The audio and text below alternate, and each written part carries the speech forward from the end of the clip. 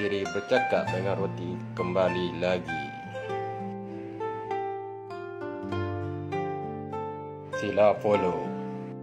Dewi Nuwa merupakan makhluk kosmik yang terawal muncul di dalam tamadun Cina.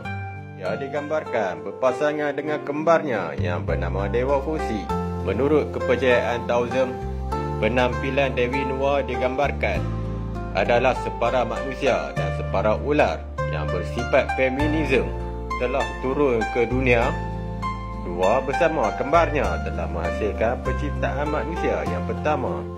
Titik permulaan penciptaan manusia apabila Dewi Nuwa telah mencelupkan sehelai benang merah ke dalam sungai Yangtze yang mengandungi air, lumpur dan tanah liat. Lalu dia melibaskan benang merah itu ke seluruh daratan tanah Cina.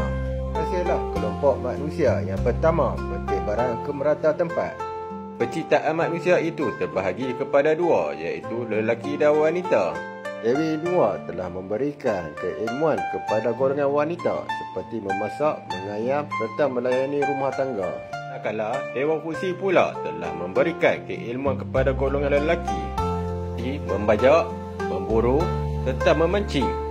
Kepada mereka, penciptaan kelompok manusia pertama itu terbahagi kepada beberapa jenis mengikut kelas sosial masyarakat seperti sarjana, bangsawan serta pahlawan.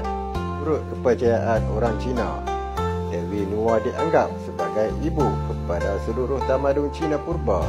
Kemudian, Dewi Nuwa telah memerintah tanah besar Cina selama beberapa abad hingga berlakunya satu peristiwa telah memusnahkan seluruh dunia. Perang besar di antara bangsa naga dengan dewata langit. Siri bercakap dengan roti kembali lagi. Sila follow.